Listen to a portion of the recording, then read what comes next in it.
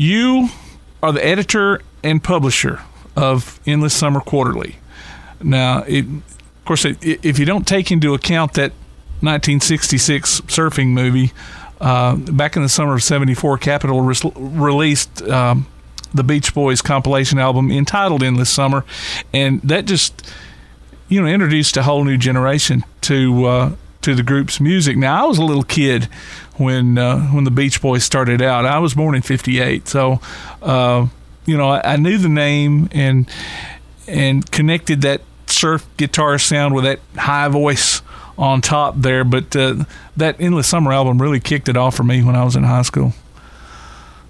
Gosh, I'm trying to think of what I think the first album that I experienced with the Beach Boys was the Best of the Beach Boys, because I had a one of those. It was either Columbia Records or RCA Records club things where you got 10 albums for a penny or whatever that was. Oh yeah. I had the Best of the Beach Boys, and when I got turned on to Endless Summer, or I ended up getting it once my youth minister at my church turned me on to the LA Light album. Huh. And so I went from Best of Beach Boys to somewhere in between that. I saw the Jan and Dean TV movie Dead Man's Curve, and I went out not long after that and ended up with the 2 LP set anthology album, the Jan and Dean anthology album. Oh yeah.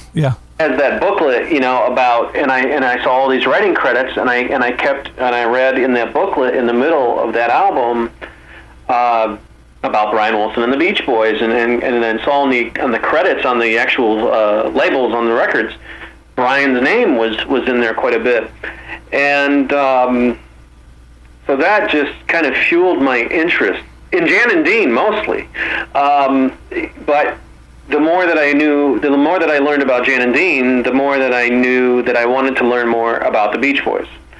And sure enough, I then ended up with Endless Summer. And it was interesting to me because the songs that I was becoming familiar with by the Beach Boys were the songs from Best of the Beach Boys and Endless Summer. And as you know, neither of those cassettes really have that many number one hits on them. Yeah. Which is very strange.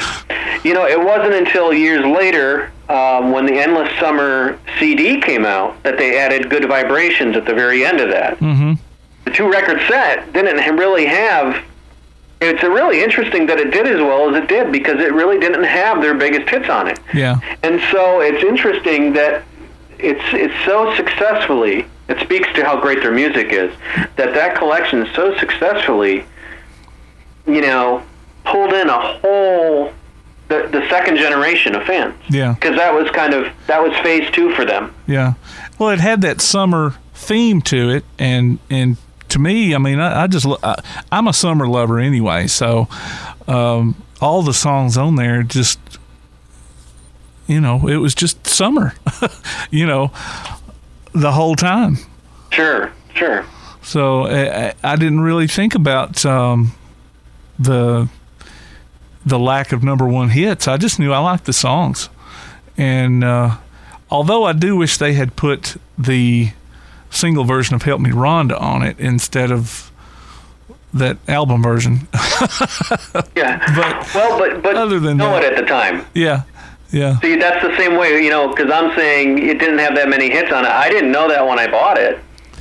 I just, like you, when listening to it, just like the Best of the Beach Boys, I just thought, oh, this must be the best stuff, because I didn't have anything else to go by. Yeah. I just, had whatever songs were on those 2 releases, and then LA Light, I was being turned on to that by my youth minister, and that was completely different, with the exception to my ear. The only thing that I heard that sounded like the other stuff that I liked from those 2 other releases was, like, Good Timin'. Oh, yeah. The rest of it was kind of foreign to my ear, and then the next album I got was Pet Sounds, and I listened to Pet Sounds, and I remember liking That's Not Me and Sloop John B, and not being able to listen to the rest of it. Huh. Yeah, and then when I discovered Pet Sounds, I think it was like a year and a half to 2 years later where I had it back on and I was listening to it again, and then I was never the same. Yeah. Endless Summer Quarterly, it's a magazine that deals primarily with the Beach Boys, and we'll be talking, mostly about them. But you do branch out. You mentioned Jan and Dean. You branch out into related artists and subjects with it too. Yeah, that doesn't always go over well, but so sometimes my individual taste does sometimes leak into the pages, and I am a Jan and Dean fan, as I've said. It's really hard for, I think, a lot of people to understand. And Dean, Dean's the one who's still here. He's the one who's still with us. Right.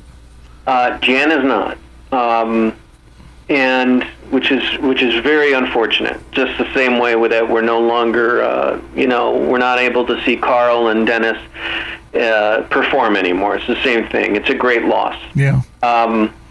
And to me, what was happening music, I was born in 65, so I'm 50 now.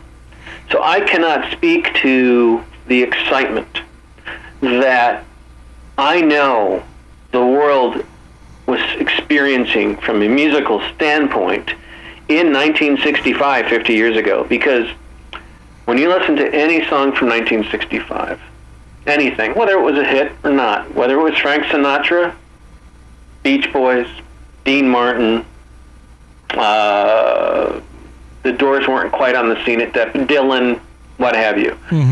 Music was so interesting.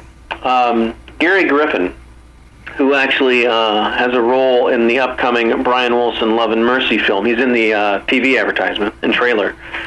Gary and I worked together professionally. Gary told me one time, many years ago, that he's played with Brian. He's on Brian's records. He's been in the Jan and Dean band for years and years and years. But Gary related something to me, and he said, in 1960, we were just talking about the mid-60s in general, but it was kind of like we were talking more about 64, 65, 66. And he said it was so exciting because every day you would wake up, and every time you turned on your radio, there was something new and more interesting than the day before. Yeah. Never forgotten him telling me that, because I know what I'm aware of that I've listened to from 1960, 64, 60, the Beatles coming on the scene, all the different British groups, James Brown. I mean, there's just the list goes on and on and on and on. And so you have to really understand first and foremost music culture. You have to understand what was really happening historically in music, and then to be a Beach Boys fan, if you can kind of not delve into the minutia, but just listen to it, and some of it's going to make you feel good, some of it's going to make you think, some of it's kind of moody and brooding, but all that's good.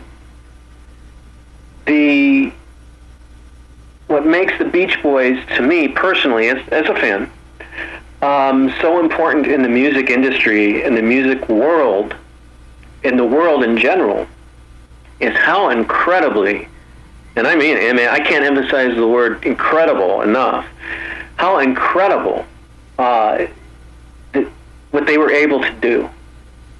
Because you can talk to anybody who's any one of those groups that I've mentioned, if they're still alive, and they'll tell you that they took notice of the Beach Boys.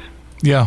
So you're talking about McCartney, or you're talking about if James Brown were still here, or if you were talking about Bob Dylan, and Bob Dylan's worked with Brian. These people know who the Beach Boys were. Yeah. Phil Spector, if he was on the right meds right now.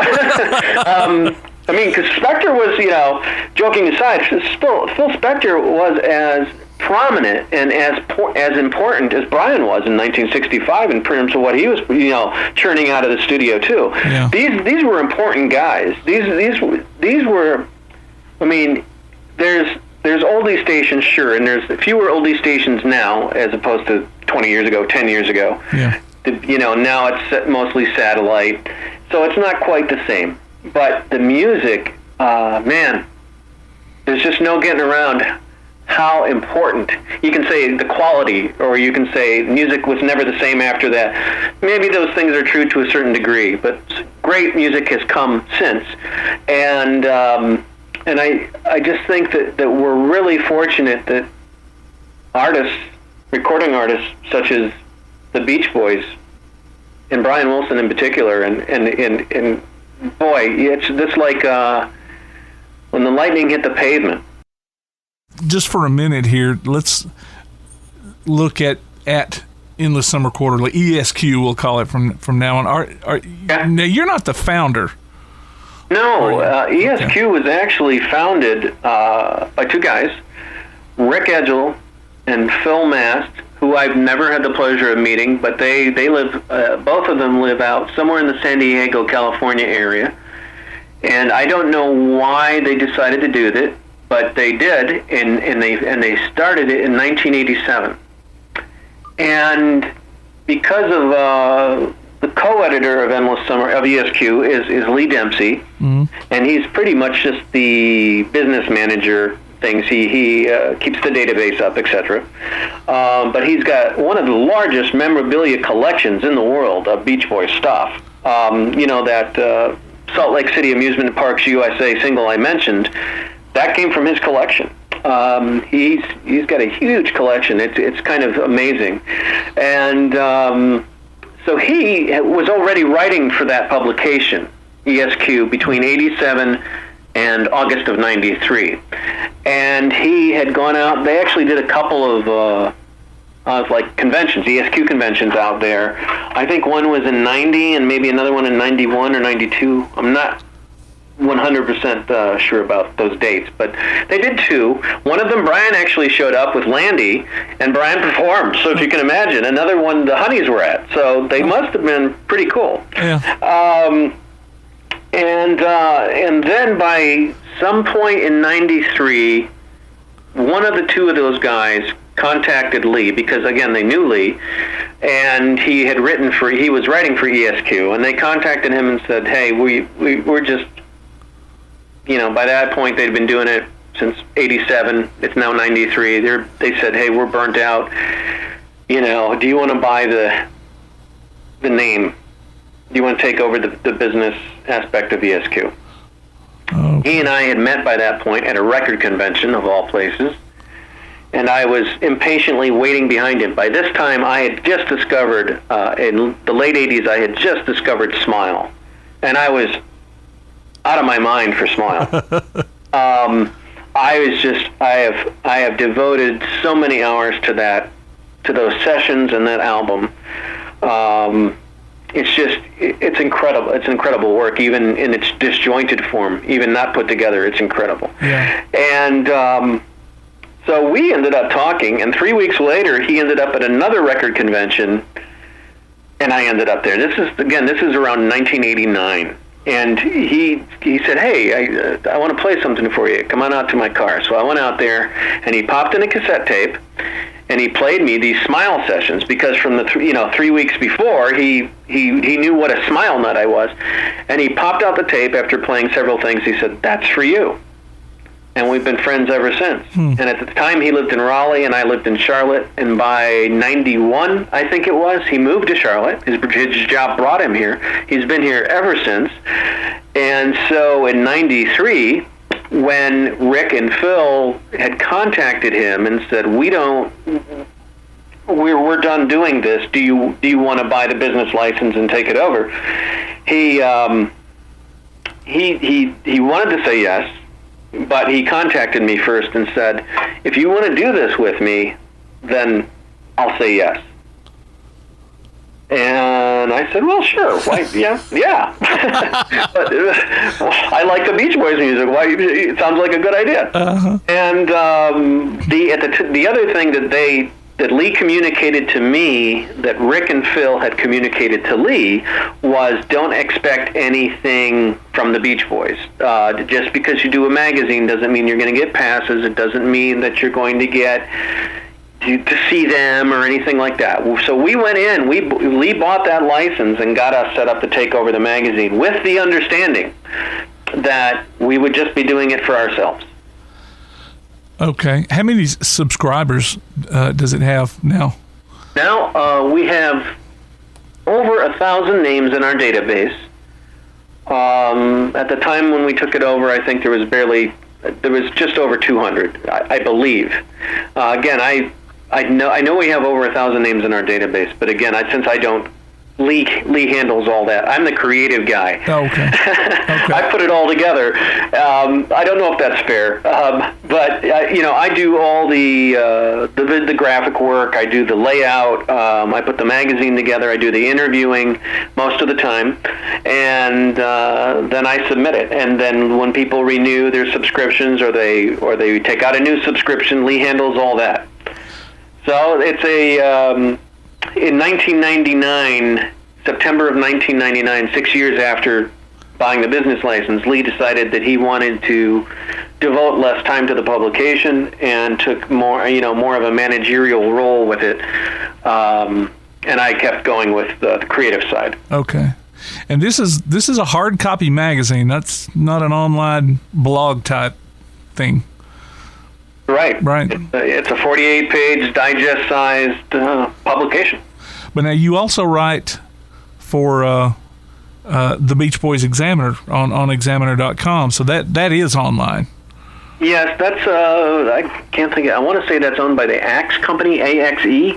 I think that, or Axe Entertainment, I think is what they're called. Oh. Yeah, that was something that sometimes if I had an interview. The reason I went after that is at the time, back in late 2010, there were interviews that were kind of timely, or reviews that were timely, and Endless Summer Quarterly is quarterly. Yeah. So it made it difficult to push, kind of for a deadline if something was newsworthy within a week's time frame or a couple days or anything along that line.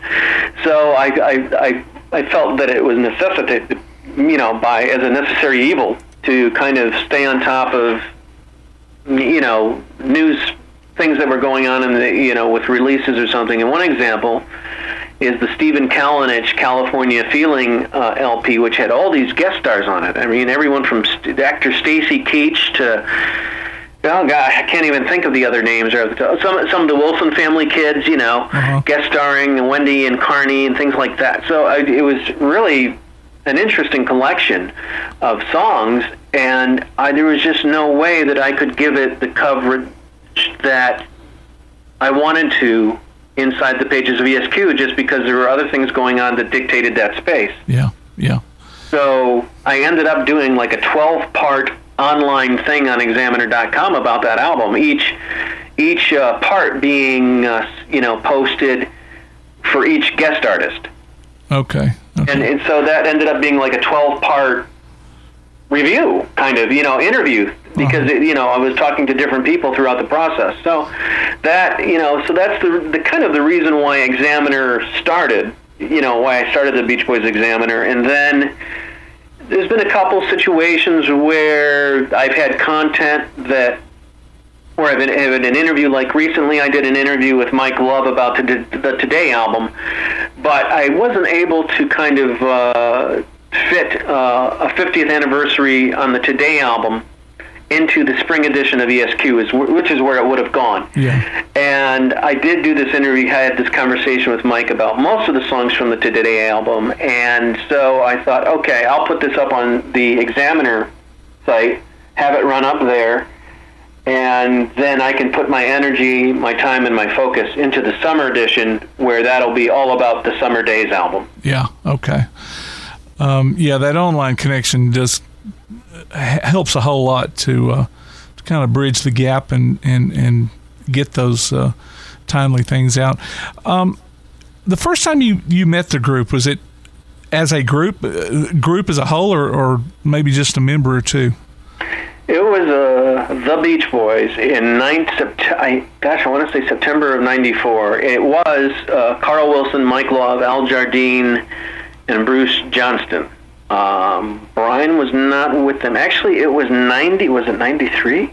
Oh my gosh, my memory. The first time I saw them, but did not meet them, And I had seen them before that, but the first time once I had kind of signed up for ESQ, that I had seen them was at the Ovens Auditorium, and it was the first show of their 1993.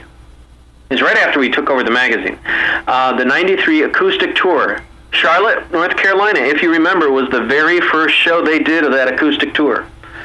And so I got to see that. And oh my gosh, to this day, that was just the coolest show because I was unaware. Before that show, I was not aware of Matt Jardine. After that show, I was aware of Matt. But most importantly, because they did all those cool songs like "Take a Load Off Your Feet" and "Wonderful." It was such a neat show, and that's when Carl went over and sat down at the keyboards and played "Wonderful." Sat at the keyboard and sang and played "Wonderful," and I thought, I'm in heaven. Yeah. This is bliss. I mean, this is like, so that concert is really was really a big deal to me because again, Lee and I had just started the magazine together here on the East Coast. That was the first show they did was here on the East Coast in Charlotte. So I didn't get to meet them then. I got to meet them the following year when they came to Carowinds, and we've been doing the magazine for a year. So they knew our names. I guess we had established ourselves well enough that we were able to get backstage passes. And the funny thing, the thing I remember very prominently about that is I hadn't met any of them to that point. I think I met Bruce when I was in radio in 1990, very, very briefly, because he was coming through Charlotte promoting that suntan lotion. I got him to do a liner for our radio station. I walked up to him with a recorder and said, "Would you do a liner for our station?" He said, "Sure," and I handed him a card and he read it. Yeah. So that was my brief encounter with Bruce. But 94, Carl came into the room. Mike walked right past. Didn't really get to meet him. But he came through the room and I went, Mike Love. But Carl came into the room and he walked through. There must have been, I'll guess, 20 people in there that were kind of waiting for them. And he came into the room, and I was at the kind of, we were all kind of just clamoring around in the middle like a herd of cattle. Yeah. But when they came in, we kind of dispersed and kind of along the room's wall, we kind of thinned out. We weren't a group in the middle anymore. We were thinned out against, the parameter of the room. And Carl came in immediately to his right and started at the beginning of the line of people and went all the way around and said to each of them, shaking their hand and looking them in the eye, "Hi, I'm Carl Wilson. Hi, I'm Carl Wilson." And so I'm towards the end of the line with Lee. And, he gets to the end of the line and I'm like, I know who you are. But he just was so, he was a really sincere man. He was a very sweet man. But that was my first meeting with them. But I do want to share with you the time that Carl really just floored me. Well, the following year, 95, they came near here to Knights Castle, which was a baseball game. After the baseball game, they played. Yeah. And that's when I was backstage, and I got to spend a little bit more time with Al and Bruce and Mike. I got to meet all of them and shake their hand, get pictures with them, get the autograph, the whole 9 yards. Yeah. But I said to Carl, "Do you mind if I get a picture with you?" And he said, "No." And he's a little bit taller than me, and he put his right arm around my back like a big bear. I kind of whispered out of my mouth, "Thanks." And the two pictures of me with him, he looks great. He's got that big smile on his face. But the first one, I got this look on my face because I'm whispering thanks out of the side of my face. and then the second picture, I'm just stunned. I look like a deer in headlights because he hugged me so sincerely. And he said, "Sure." I mean, it just was so sincere and so just really endearing, and just like he appreciated me, and that's what I came to find out when he passed away. And I interviewed all these different people, whether they're his fellow Beach Boys or people who worked with him professionally, colleagues, they all said the same thing about him, or fans. They all said the same thing about him in terms of the way he treated people. So I know that I was nothing special in that I was as special as everyone else. Yeah, yeah. Oh, and he did that. He showed me that in '96 at Fanfare, the big country thing down in Nashville. We went to that, and by this time we had been. ESQ was, they knew who we are, and they took care of us. They had us backstage the whole day. Brian was there. And at the very, just fast forward through, there's several cool things that happened that day, but the cool thing was I had my Pet Sounds album, and I was getting everybody to sign my Pet Sounds album. And I had talked to Carl for a little bit, but I forgot to have it out to have him sign. He was leaving to go, to get on the van, to leave, to go back to whatever hotel they were staying with and on to the next thing. And I had my Pet Sounds album out and said, hey, do you mind signing this for me? And he said, oh, no. And so he, as long as it takes to hand an album to somebody, them to sign it and hand it back. Yeah. That was it. And I said, thank you, Carl. As he's walking away, and he got about 10 feet from me, on his way to the van, he stopped completely. He turned all the way around. It wasn't like a half turn around. He turned himself all the way around, and he looked right at me and said, "Thank you, David." Huh. And I mean, that was his power. That was his gift. I mean, I've never experienced. I've seen a lot of good things happen, but with these guys, that all of them. Whether it's the way that the music touches us, the way that they treat people, I've seen them. I personally have experienced with all of them being treated really well. And I for a while, many years, I would just tell them jokes when I would see them, and I think that kind of loosened things up a little bit through the years, that they. Could relax around me. If I knew if they were going to give me their time and talk to me about something and, share intimate memories with me, I thought that they deserved to be number one. As I'm sure that you've interviewed other people, you don't want to ask anybody an uncomfortable question, right? Because that will lead nowhere. The conversation's pretty much over. Really, with anybody who's protective of themselves. Yeah. And the Beach Boys have quite a storied past, as you know. Right. So I could ask them all sorts of uncomfortable questions, but none of it has to do with the music, and I don't see any value in making them feel bad. Yeah. Now, I know you've heard a lot of stories from these guys. Is there one that maybe stands out above the rest? A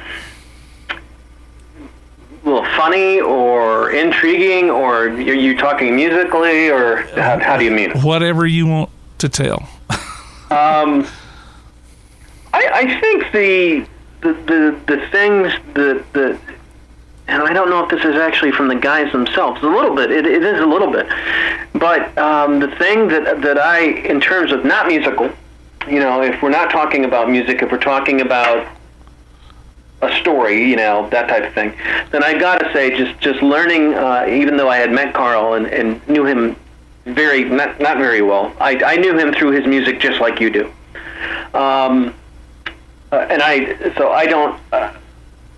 First and foremost, that's how I know the Beach Boys, just like you, just like anybody. Yeah. That's how I know them, is through their music, and that's my strong connection to them.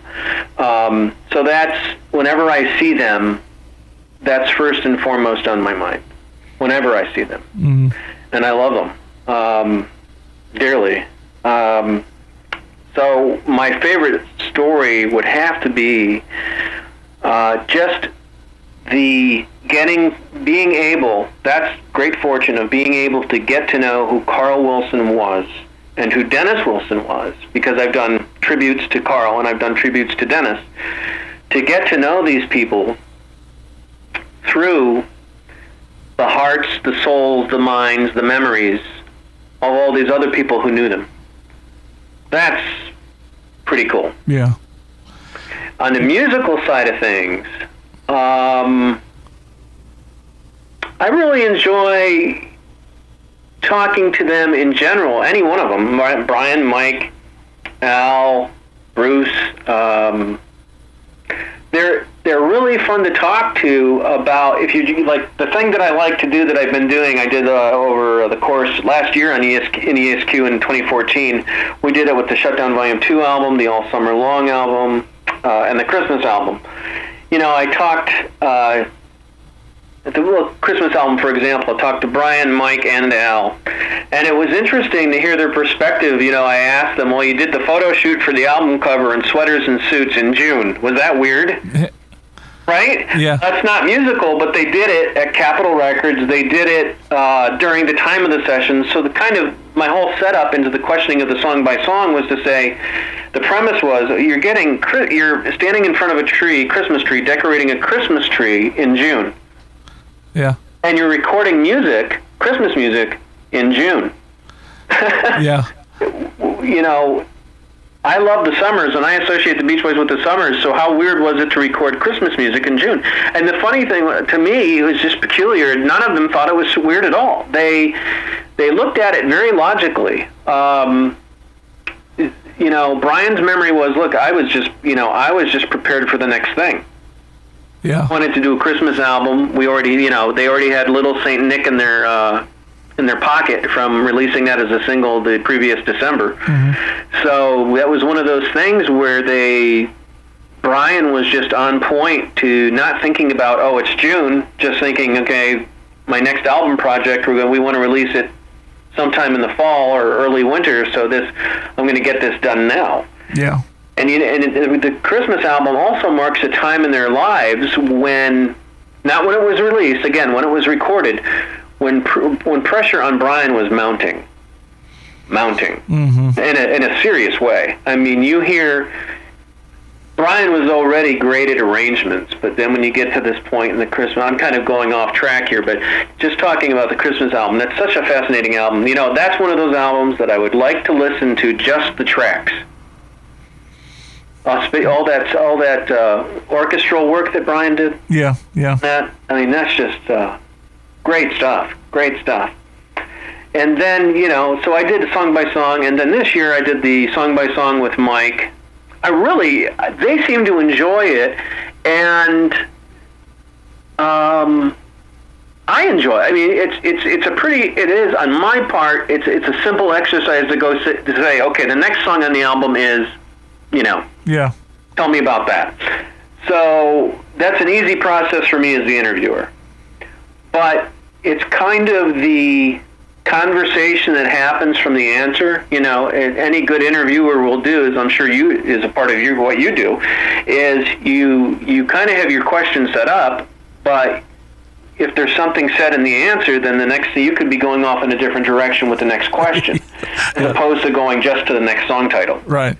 So that happened several times, and it's just it's cool. It's really neat when all three of them say the same thing, because I don't talk to them at the same time, right? Yeah. So if I have, like on the next issue of ESQ, the Summer 2015 edition's all about the Summer Days, Summer Nights album, and I go song by song with Mike, Al, and Bruce, and it's pretty interesting. Some of them kind of say the same thing.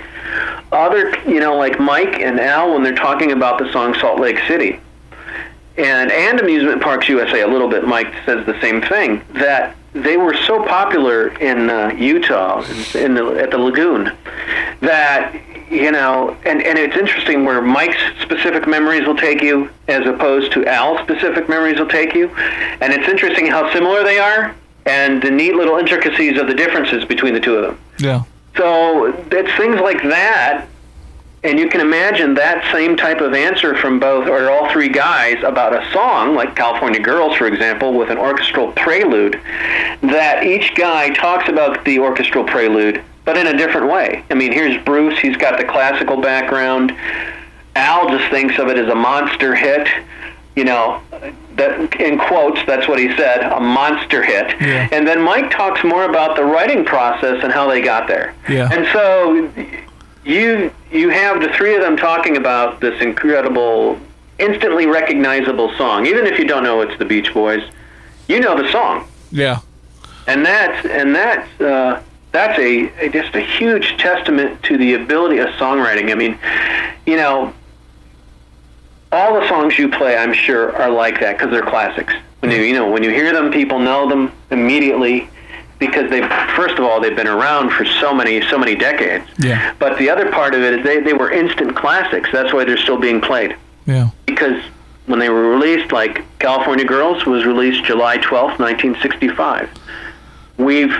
Ever since those opening bars hit the airwaves, we've known that song. Yeah. It's pretty cool. Yeah. Of course, coming up on its 50th anniversary here. Talking to these guys, and Al seems like he's a pretty easygoing guy to talk to. Just from, I mean, I've never talked to him, but watching some of the documentaries and things that they have been on, he just seems like he's just, you know, just a regular guy there. Now, I'd heard that back several years ago, Brian was kind of a hard interview to do. Well, Brian is kind of the Hugh Grant of musicians, of composers. You ever watch Hugh Grant will be in a movie and he looks like he doesn't. He's good at it. He's good in the movie. He's funny in the movie. You know, whatever the role is, he's good at it. But then when you see him on talk shows, you can tell he doesn't want to do the press junket. Yeah. Okay. You can tell he doesn't want to be there. Okay. And so I would say in that way, Brian has similarities to Hugh Grant. Yeah. Okay. Brian is a creator. Okay. Brian, you can tell. You don't need me to tell you this. You know, anybody can hear when you listen to Brian's album, when you listen to Brian's music, especially this new album, which is really great. You can hear the man is where he ought to be. And that's what we're hearing, which is the finished result. So what we're hearing now has happened over the last 3 years. So the man was where he ought to be over the course of the last 3 years, working in Ocean Way Studio, putting together these really great tracks with Joe Thomas. So that's where the guy's in his element. And we've known that since what? Whether we got in the Beach Boys wagon back in the first generation, second generation, third generation, history has told us that Brian, you know, is in his element ever since the day he quit the road. That he's in his element in the studio. Yeah. In terms of him being comfortable, that's where you're going to see him the most comfortable. That's where he's going to shine. And that's where he does shine. And this new album, I can't talk about enough. I love it. So, in terms of Brian, the guy that you're talking to for an interview, his mind is probably already working on the next song. And by the time he's talking to you about the album he's just worked on for 3 years, you know what I mean? Like, this is a perfect example, you know, and so we were just talking about the Christmas album, doing it in June because he knew he had to get the next thing done. Yeah. So here's a young guy in his early 20s, already, he's in June, already saying he's recording Christmas music, and I promise you, while he was recording the Christmas album, he was already thinking about the next song he was going to write once he got through the Christmas stuff. Yeah.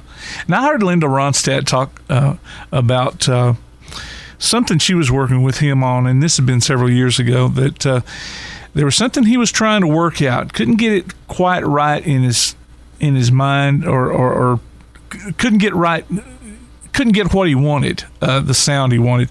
She said he went over to the piano and just started banging out some unrelated song, you know, and for a few minutes, and then came back and it's like, okay, I got it. and they went on and everything was fine. So it's like he was playing something but thinking of something else. Right. I mean, I think the song was Adios. Yeah. Great song. And Ronstadt's just fantastic. That's a great collaboration. You know, it's creative people are always being creative, whether there's a result of the creation. You know, how many song ideas do you think that Brian has had that have never even made it to piano? Oh yeah.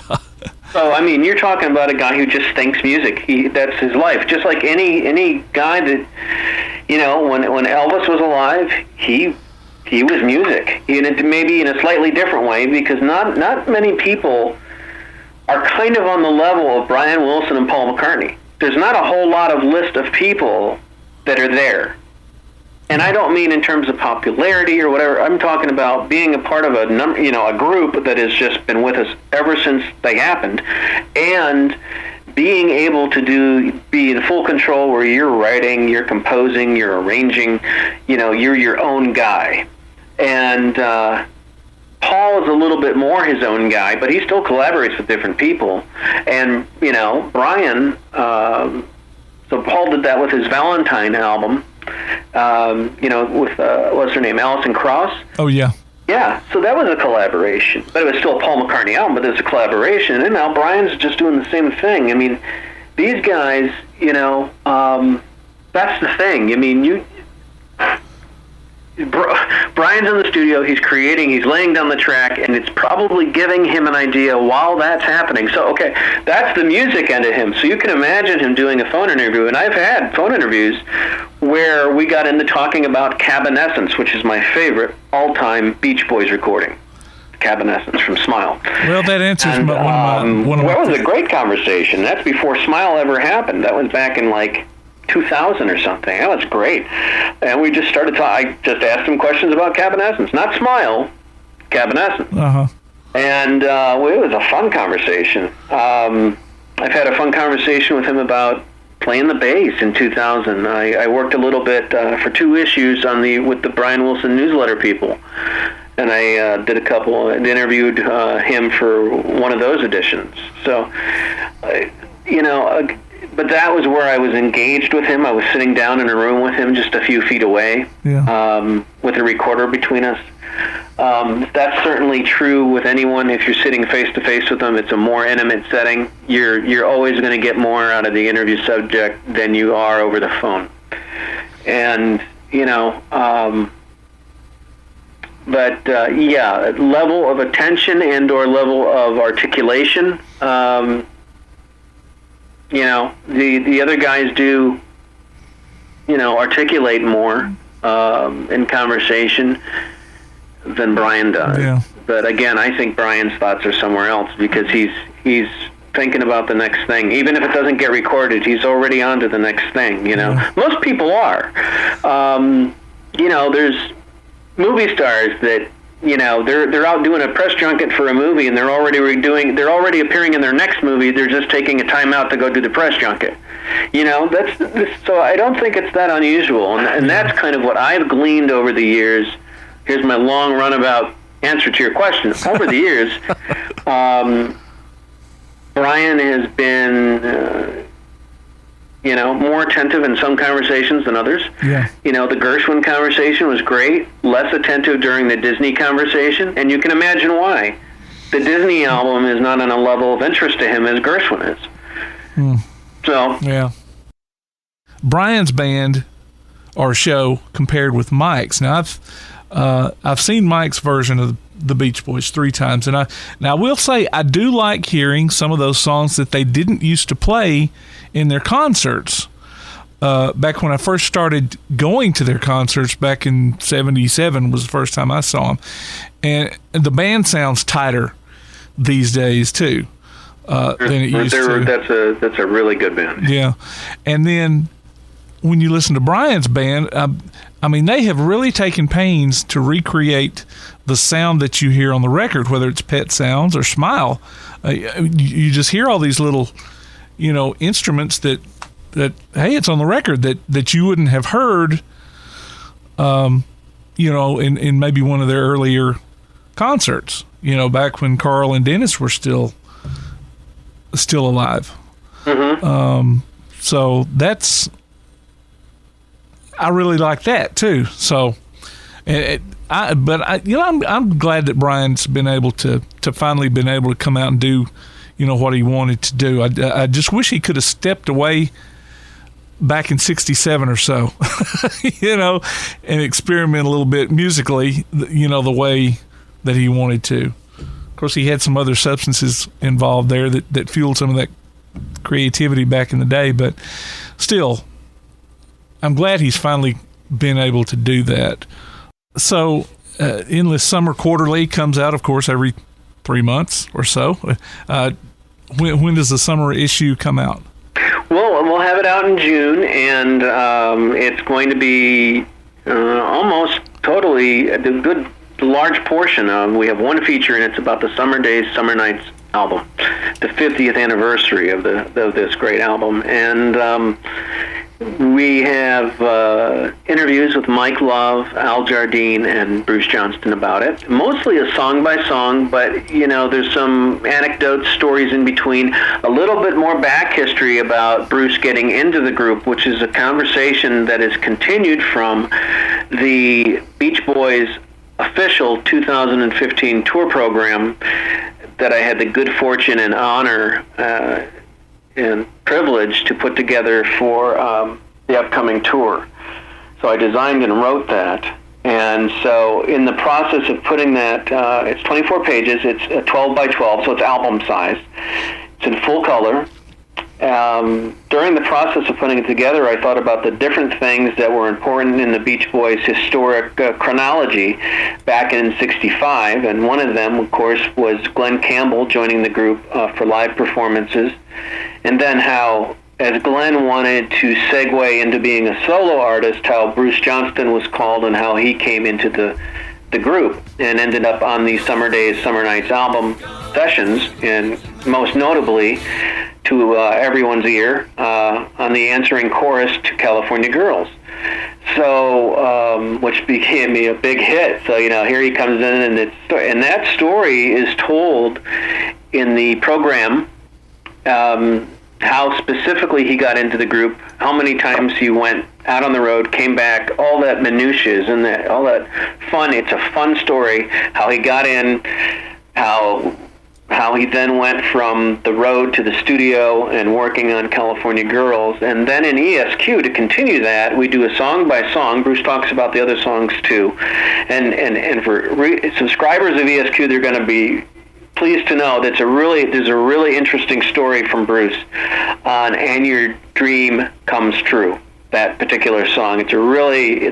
I had no idea until he shared the story with me. So that's pretty cool. So that's continued. It's like if you just took Bruce's interview from the program to the issue of ESQ, that's kind of one interview in itself. But when you get to the ESQ, it's Mike, Al, and Bruce talking about the album, and Bruce kind of talking about the songs and the experience around the album from the perspective of a newcomer, because even though he was an accomplished, recording artist and producer from Columbia Records, he was not. He had never, as a part of Bruce and Terry, the Rogues, and doing the singing and production for the Ripcords, he and Terry were two guys. There was never a four-part harmony.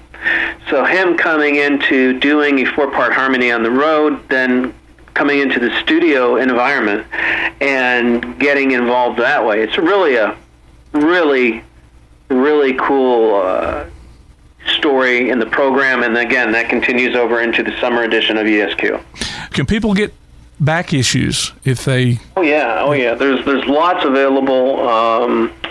There are a few that have sold out over the years, but most of them are available. Ones with collectible CDs.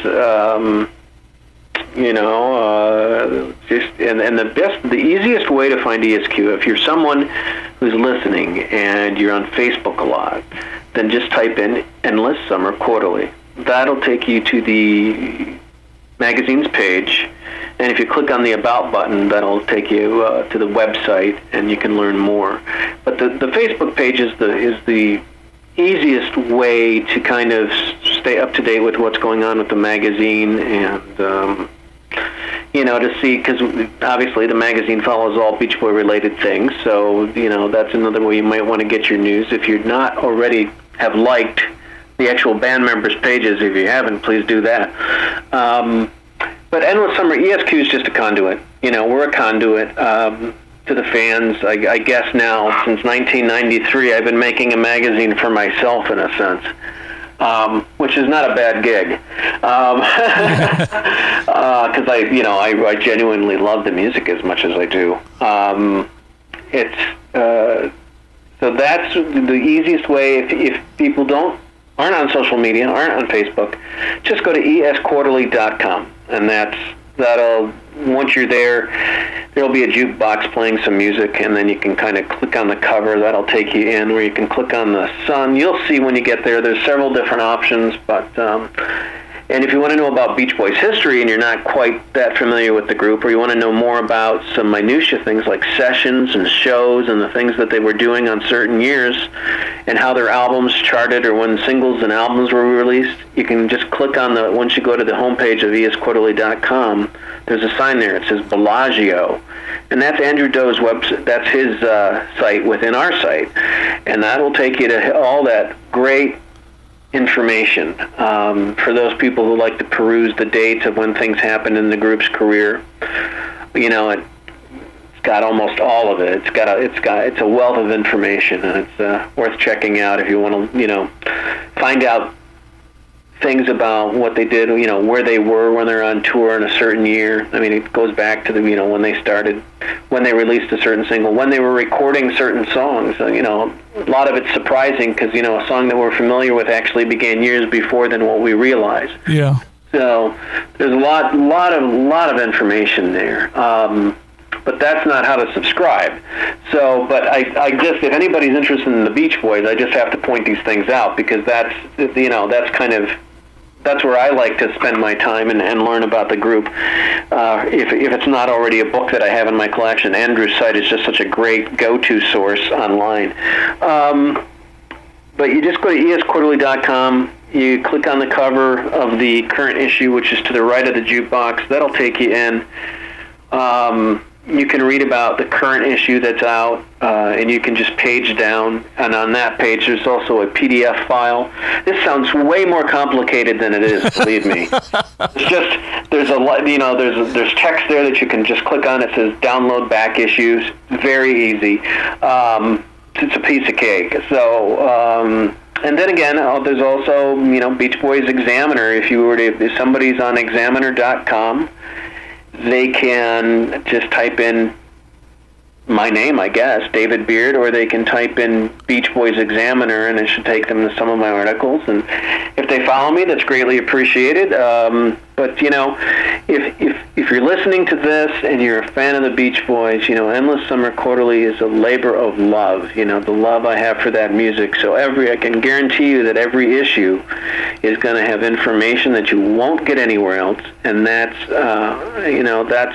something we're very